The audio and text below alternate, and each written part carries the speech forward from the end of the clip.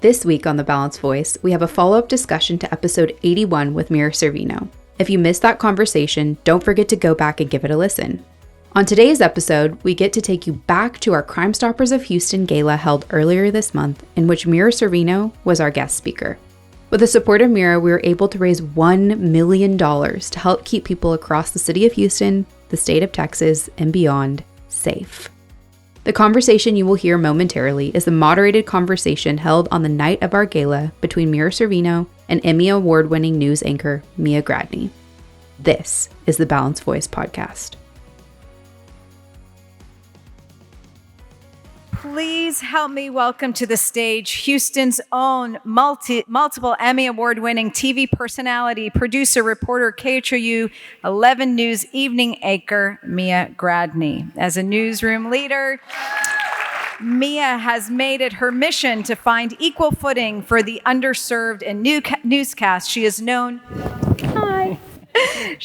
for creating content hyper-focused on positive, meaningful, and informative coverage, which tells the unsung narratives of women and minority communities. She'll serve as this evening's host for our moderated conversation. Welcome, Mia.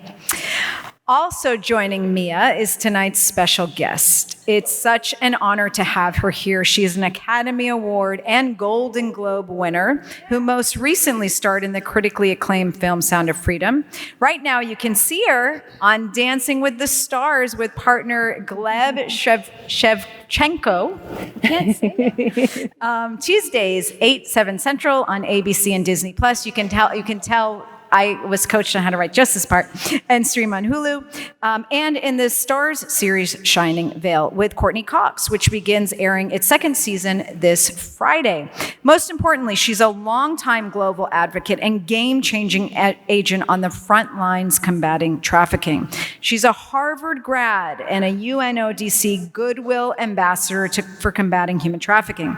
Her work and accomplishments are literally far too long to recite, but we ask you to please read her bio in the program for you.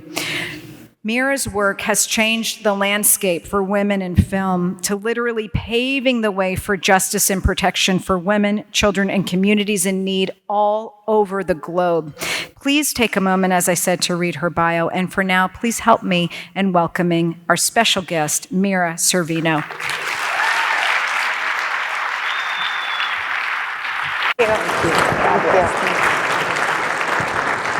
Mira, good evening. Go ahead, let's have a seat. All right. Let's get comfortable. Okay. This could be a new show, Mira and Mia, M&M. How about that? It's so lovely to have you here in Houston with us. Thank you so much for taking the time out of your very busy schedule. At least you get to rest your feet this evening. Yes, thank you so much. I'm honored to be here. Wonderful. I'm hopeful tonight that people will be able to glean so much from you. You have an amazing story. And in my business of news and in your business of entertainment, stories move people. And I'm hopeful that tonight your story will move all of us here to do more in the realm of advocacy and awareness too. Well, thank you. But I want to start off and dial it back a little bit, if you don't mind. Part of your story is rooted in Harvard University. Before Hollywood, there was Harvard. Is that where you found your passion to have a voice for others and do this significant worldwide work that you do now? Thank you. Actually, I think it started when I was a child and I saw my mother volunteering at the Norman Vincent Peale Helpline in New York, which was a suicide prevention hotline. And she would go and volunteer her time and literally talk people off of ledges. And service was very important to her, and that was kind of ingrained in us. And then my father's greatest cultural heroes were the Reverend Dr. Martin Luther King Jr. and at that point, I think later he became Archbishop Desmond Tutu. So he had these great cultural and spiritual and ethical leaders who promoted a more peaceful and just world for all.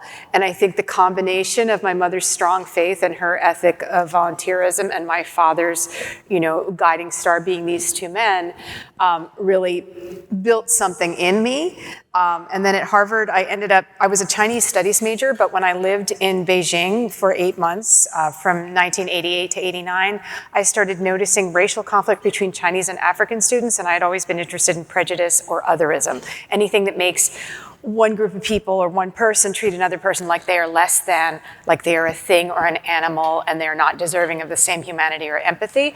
And I ended up writing my thesis on this racial conflict between Chinese and African students, and I ended up getting 2 Ford Foundation grants to work on it, and I ended up getting the Hoops Prize on it. And then after college, I worked on a documentary about anti-Semitism in the former Soviet Union. It was right around 1990 when Glasnost and Perestroika were opening up the country, but hate groups found their voice through that. So you had all these Russophilic neo-Nazis who were blaming all the ills of the 20th century on Jewish people and threatening to pogromize them in their homes on a certain date in May. And so I went over there with some other people who were much senior to me, who were journalists trying to do a preemptive media strike. And it was a very fascinating look at kind of free speech gone wrong, I guess. But then my acting career kind of took over. So amidst all of that. Yeah, so it took me about till 2004 really to find an outlet again for my wish to be of service, to engage in something that I was very passionately drawn to fight, right? So in 2004, my husband and I were expecting our first child, and I was offered to spend a night with Amnesty International giving a speech about the disappeared women and girls of Juarez and Chihuahua, Mexico. And I did that, and they liked it, and they were like, would you come on board as our Stop Violence Against Women spokesperson?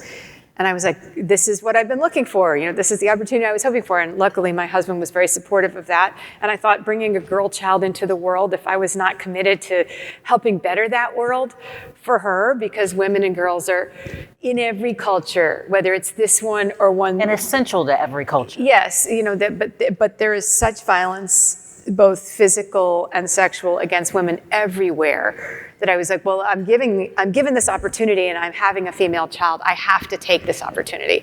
And one of the first things I learned about under the canopy of violence against women in the world was human trafficking. And this was 2004. And not many people were talking about this at this point. And I was like, wait, what are you talking about? Slavery is still extant? And I was stunned that, basically the legal chattel slavery of the past had basically gone underground and become the illicit, modern day, booming, now over $250 billion a year. It hadn't gone away, it had just evolved. It just changed. And of course, the prison system is also a part of legalized slavery, but this is the illegal slavery. Human trafficking is the illegal labor and sex trafficking of human beings for the profit motive. And that was the thing that was so surprising to me, because all of my other work on the dehumanization of others, the mistreatment, abuse, persecution, genocide of others, was based on something that was like an innate factor, whether it was their gender, their ethnicity, their nationality, their religion, but this was just a trafficker sees an opportunity to make money off of a person, and they seize it, and they have no human feeling for that person whatsoever. And they will use anybody. If they can use you or me, they would. But usually it's the poor and underprivileged and people who have prior history of abuse anyway that make them more vulnerable. Yes. Homeless people, runaway children, LGBTQ plus people, migrant people coming from conflict-ridden areas, ethnic minorities in countries where they are historically abused, caste systems where whole generations can be born into prostitution. So I was really stunned, and then I was offered a TV miniseries for Lifetime that talked about the topic, and it's eponymous, and I can't talk about struck work because of the SAG strike, but it was with Donald Sutherland, and it was one of the first mainstream projects about human trafficking. And I learned a lot doing it, but I played an ICE agent. And once I was done, I was like, you know what? Because I was working with this organization, the Coalition to Abolish Slavery and Trafficking in Los Angeles, and we were going to Washington as part of the promotion of the film to help repass the TVPA, the Trafficking Victims Protection Act, with stronger provisions. And I was like, I need to meet some survivors. I don't want to just be doing this from a sort of outsider's point of view. I need to talk to survivors about their lived experience. And I met these two women, and they were the first, but not by a long shot the last. I've interviewed so many survivors and overcomers over the years, and they are my heroes. They are the most incredible people in the world. You people are... I don't want to use an expletive, but you're blanking incredible. I mean, that's the thing, the human spirit that you guys are exemplars of. You've had the worst done to you, and you rise as the best. I mean, it's incredible. And thank you for your example. You had such a knowledge and a background, right, about learning about the downtrodden and people who had been taken advantage of. And I know you said the work really started in 2004. It sounds like you knew so much, but yet you knew so little. Was there an education for you there? Absolutely, absolutely. There was a super education, just understanding also, I mean, all the various forms that human trafficking takes. I mean, there are so many different kinds of labor trafficking and different forms of sex trafficking. A commonality is that around 70% of the world's victims are women and girls. So it is, more women and girls are affected than men, but there are many men and many boy children as well. The range of... Like camel jockeys can be trafficked. Little boys can be, trafficked as camel jockeys in the Middle East. Construction workers in this country, janitorial staffs in schools can be comprised of trafficked labor. Christmas tree farmers. OnlyFans pages, a lot of those people are also trafficked. They're also in a relationship of force. It's interesting just how creative those perpetrators can be in taking advantage of those people and trafficking them. Yes, and in each country I sought to educate myself further. So in 2009, I was invited by the United Nations to be their Goodwill Ambassador in the global fight against trafficking in persons by the United Nations Office on Drugs and Crime, which is called UNODC. And that has been my role ever since, and it's been one of the greatest honors and privileges of my life. And I've traveled with them, and also when I've traveled on my own to various regions, I've tried to connect with their local offices on the ground and speak to all the local experts and get educations there in Thailand, England, Spain, Mexico, Aruba. Everywhere I go, I try and connect with some NGOs there, with some government officials. And in Spain, I actually interviewed a trafficker who was responsible for trafficking thousands of young women and girls from Latin America and Africa into Europe. And he broke it down for me. He was like, in the old days of prostitution, we had to engage in these fictions where we made the girls believe that we were in love with them and that we were working together for a common goal, like rent on the down payment on a house or the note on a car. But now we don't have to do that anyway. The mask is off. Now we just take the girls and women and we threaten them and their families and we make them work by force. It's just pure, we just threaten them and we force them and we terrify them, and that's what we do. It's disgusting. And then he said, a woman is like this. And he picked up a bottle and he said, a woman is a mercantile object to be traded and sold. Just like that. And he said that with these cold, dead eyes. Yeah. And the longer I sat there with him, the more I got depressed. And he was an informant for the police. And I was going to ask you, was he in prison when you were doing this interview? It would have taken many more weeks to get like permission to go to premises. But he was on parole and he was an informant for the police. And they had a special brigade on human trafficking, and they arranged this meeting for him. And the longer I spoke with him, the more despondent I became. And he had married one of his former victims, and he had 3 children with her. And eventually I was like, you're not doing enough. He's like, well, if a girl wants to denounce, I help take her to the police office. And I was like, yeah, how many times does that happen? Well, maybe 3 or 4 last year. And I was like, you've trafficked thousands of women. And he would say this, he would say, look, we have, and this is how debt bondage works the world over on whether it's labor or sex trafficking, right? So he said, in reality, our cost for each woman is about 1,000 euros, but we tell them that it costs us 30,000 euros. So we go to their family, we make a deal with them, but we also we get information on the loan on their house. We find out where their children go to school. And we send back maybe $100 a month to their family to keep the family on the hook. But we also surveil the family. We have people in country watching the home families. And when the girl gets to Europe, we tell her, okay, you owe us 30,000 euros. So we're going to give you half the week. You get Monday, Tuesday, Wednesday, and we get the rest of the week. You get to keep your earnings, and then we keep the rest of it, and you have to pay us back eventually. And he said, but the days we give them are the dead days. So they could never, and they said we also charge them for every infraction. If they chew gum, they drop it on the floor, that's 10 euros. If they... so there's never a way out of the debt. Exactly. He said, in theory, the debt should be able to be worked off, but in reality, the debt never ends. And he said, anyway, after a few years, the girls are changed. They can't, either they go home without a penny to their name or they're walking around crazy, homeless on the street. And I was like, I couldn't hold back my tears anymore because what he was describing was so brutal and horrific. He's like, oh, Senora, why are you crying? If I had known. I was like, don't care about me. Because this is so incredibly nothing cold. to do with me. This has to do with all these women whose lives you've destroyed. And 6 months later, I get a letter from the head of the brigade who introduced me to him. He said, I don't know what you said to Manolo, but he changed after his meeting with you. Before, he was only giving us tiny tidbits of information, but now he's helping us bring down five kingpins of different mafia, rings. And I was like, I had no idea that just my sadness, at my heart being moved at what he was describing that was befalling these victims of his would have that type of influence. Have that effect.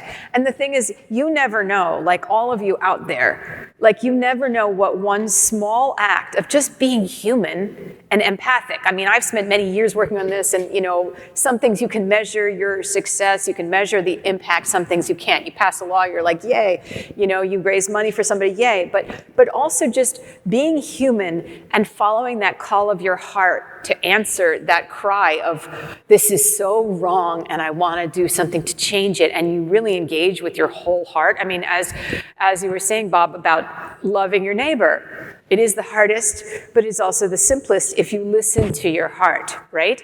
And I just encourage you to start, we did an event in New York about Mother Teresa recently at the UN, and she talked about starting with the person closest to you. Starting charity at home, starting with one person, do one thing today. I may not be able to do what you can do, you may not be able to do what I can do, but together we can do great things. And, it's about a sense of community and caring for the community and starting with just your neighbor. Thank you to our sponsor, FlipLock, for making this episode possible. FlipLock is a door lock unlike any other lock that was created as a nationwide, straightforward solution to protect your people, whether that be in universities, dorms, daycares, hospitals, or even government buildings. It can be added to nearly any door to keep you and yours safe. We are proud to have such a strong and like-minded sponsor of the Balanced Voice podcast. Check out FlipLock at fliplock.com. That's FLIPLOK.com. With your global view and having been so many places and served in so many roles, and especially your work with the UN, I'm interested to know, as I'm sure others are as well, how does the US compare to these other nations that you have visited? Sometimes we might think we're better than that, right? Yeah, how does the US compare? We're not better. We're a huge consumer of online child sexual abuse material. We're the largest in the world.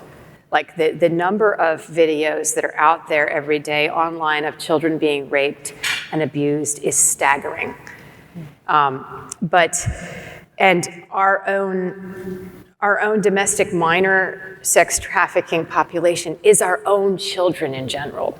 They are mostly US citizens. Absolutely, we have a problem with undocumented minor children coming in and getting lost, but also we are cannibalizing our own local kids at every level. And sadly, when we talk about like what people's perception of human trafficking is, a lot of people, they saw Taken and they think of the white van, they think of a kidnapper. And that model happens for sure, but sadly, usually it's somebody that the person knows. Over 50% of cases are family controlled. So sometimes it's the person that the child trusts the most that is exploiting that child's vulnerability and innocence. Sometimes it's generational. Sometimes families, the grandma was trafficked and it's just what is known. Other times it's friends. It's happening online. I mean, when we're talking about child sex trafficking, it's on Instagram. It's kids recruiting other kids. It's kids seeing who is the vulnerable person, how do we target them, how do we groom them over time, how do we entice them to be our friends. They see somebody who might be an outcast or being abused at home, because abuse at home is one of the number one vulnerability factors, or being in the foster care system. And here's a crazy fact. Most foster care intake systems have no category for looking for human trafficking, either in the home that the child is in currently or the foster care home that they move to. It's not even a box to be checked on the form that they're looking for. And that really has to change. That's huge.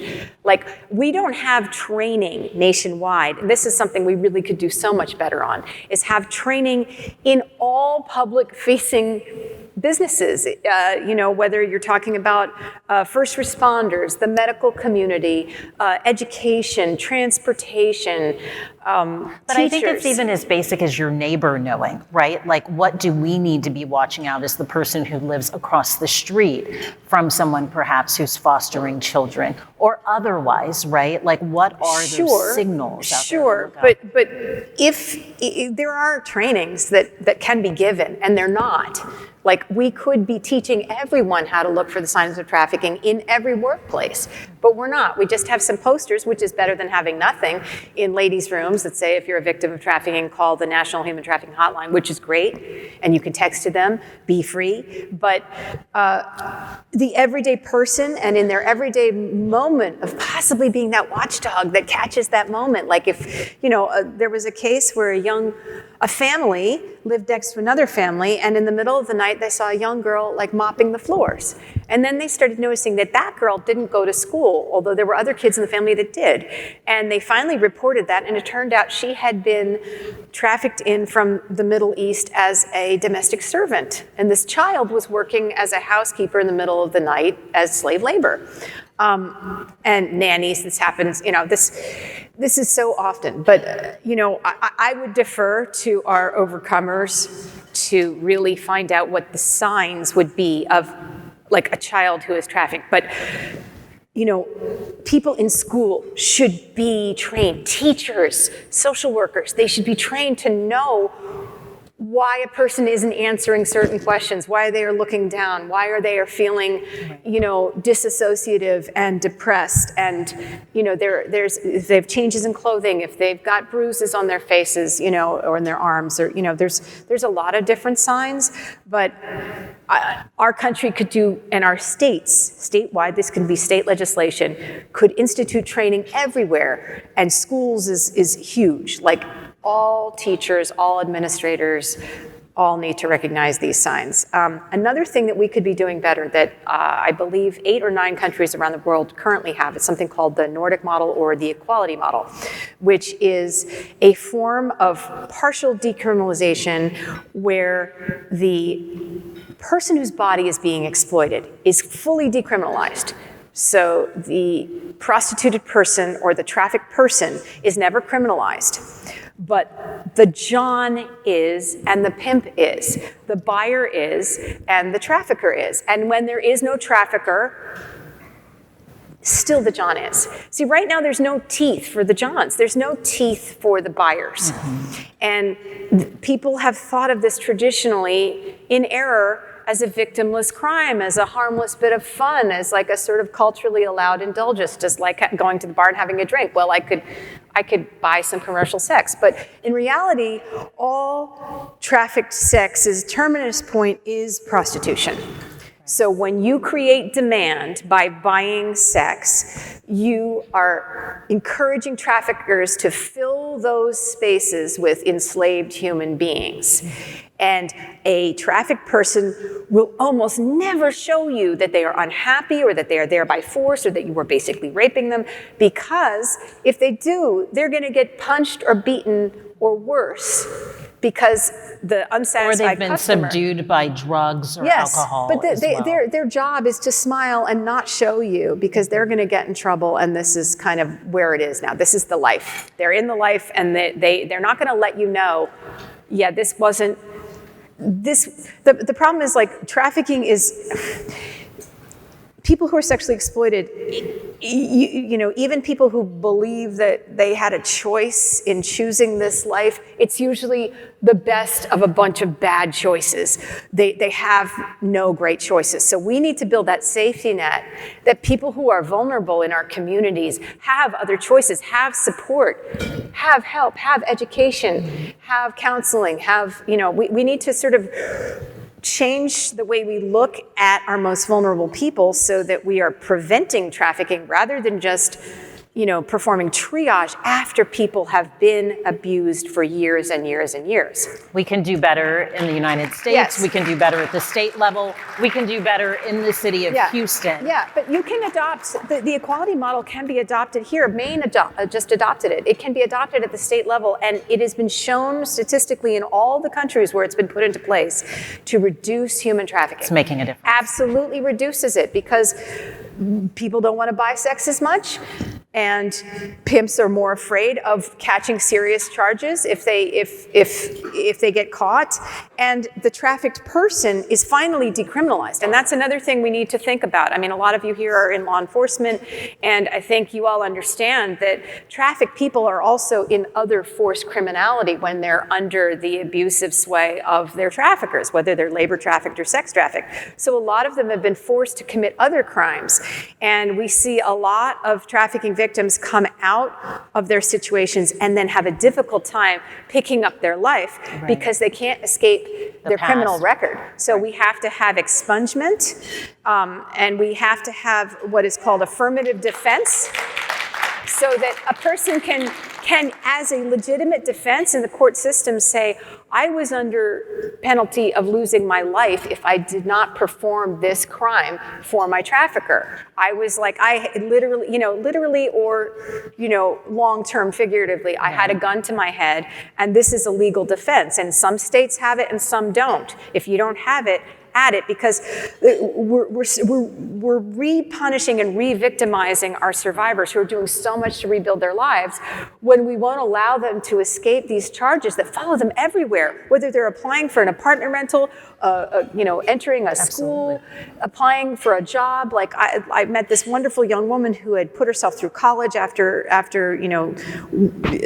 exiting herself from being in teenage sexual exploitation as a trafficking victim. And she was interviewing this very high-level company, and she had 3 callbacks, and it was her final interview, and then they found a prostitution record, and it was over. And only years later was that expunged, and then now she has a great job and a great life. But they've already suffered so much. It is our job to help us say, like, let's not re-victimize you, let's help valorize you and lift you up. Doing better here. But I want to take us to another part of the world right now. And so many of us are thinking about what's going on in the Holy Land, both with Israel and Palestinians as well.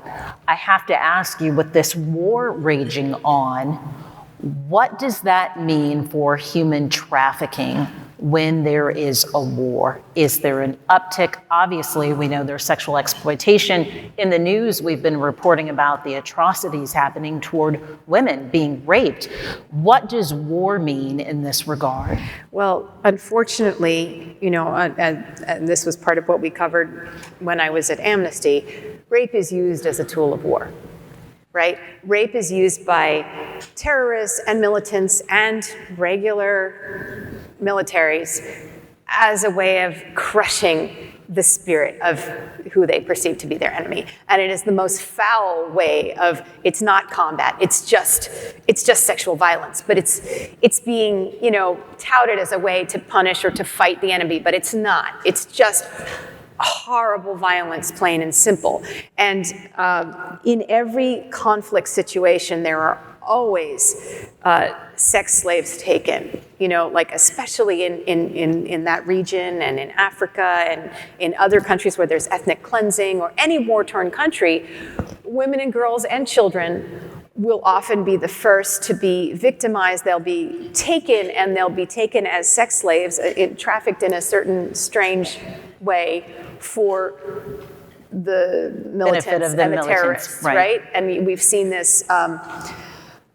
We've seen this in many terrible, the Yazidi situation where all the women were kidnapped and forced into sexual servitude, and that is a form of human trafficking too. It's not necessarily monetary, but it's slavery just the same. It's sex slavery, and this is such a terrible situation for all the civilian victims right now. Obviously, Hamas is a horrendous terrorist group and are doing disgusting, vile, despicable things. And I mourn for all of those families and women and children and old people and men and everyone who has been affected by their terrible violence.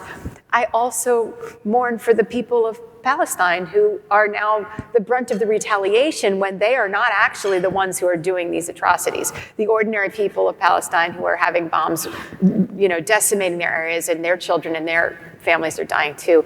All of this is heartbreaking, and it all needs this heart change. I don't know when it's going to happen. We have to come to this point where we see every human life as having equal dignity and all of us of sharing the same heart. Absolutely. Doesn't matter our borders. We have to respect each other. We have to love each other. And just because one is on one side of a border or the other, whether it's Palestine and Israel or Mexico and America, every human being has the same worth and the same, basic humanity and lovability and hopes and dreams. And we have to reorient ourselves to a world that does love each other, as you said. Loves and respects one another, for sure. That's why raising awareness is so important, and films, your runaway hit, Sound of Freedom, is so important. Do you feel like that was a role you were destined to play? Okay, so I have to tread lightly because of the SAG strike, which did not end today, sadly. We thought it was going to be over by today, so I'm not really allowed to talk about the film per se because it's struck work, and they're very, as they should be, firm about that. But I have been working on human trafficking for, since 2004, and I was asked to be a part of it because the powers that be involved with it knew of my work beforehand. And, the funny thing is, there used to be 3 scenes with me in them. Now there's 2 lines. I literally say 2 things in the movie. It's the smallest part I've ever had in the biggest movie I've ever been in. But people still find it valuable. Still find Catherine's character to be like a moral, heart to the story, someone who really believes that when you are confronted with this call, by your maker or your insides, whatever you ascribe to, that you're being called to help people who are in terrible need, don't look away. And, I was honored to play that role, and I have to say that people have told me, and all the NGOs that I work with across the globe and in America, that this summer, all of their donations and all these people around them were all of a sudden like, oh, I didn't know. How can I help? How can I get involved? And so we have to thank Bob for helping move this film into the light so that people could empathize with those beautiful children in the story, because those beautiful children represent all the victims worldwide. And even if that model of trafficking isn't necessarily the model that we see here or, in different places, it's different where it's labor trafficking or sex, the innocence and the soul-crushingness of someone taking your freedom from you and imposing a life on you that wasn't what you hoped for or were intended for. Or aspired. Yeah, and that heart moving artistry of the story, I think has awakened a movement. And to see all of you here in this room, I believe you're part of that movement, and that only together will we be able to end slavery a second time. I mean, only together. And this is the thing, and this is the crazy thing about what happened with said film and said film's publicity. It started taking on a very political bent.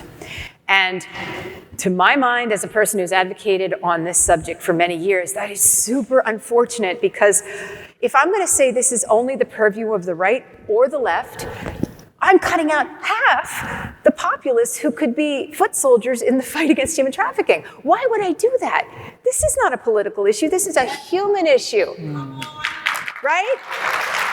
These are human beings, lovable human beings who are having everything taken from them, and that we all need to fight to give them their lives back, every single one of them. And, you know, there's this wonderful anti-trafficking activist named Ruchira Gupta who works in India, and she's got an organization called Apne App, and she has this concept of the last girl, that the fight is not over until we reach the last girl in the darkest room of the dingiest hidden away brothel. Until we've liberated her, we haven't finished our work. So I want to implore you, let's not say only one side of the aisle can work on this, because in the past, this was always a bipartisan issue, and let's keep it that way. Let's say everybody has a heart for children. Nobody believes slavery is right.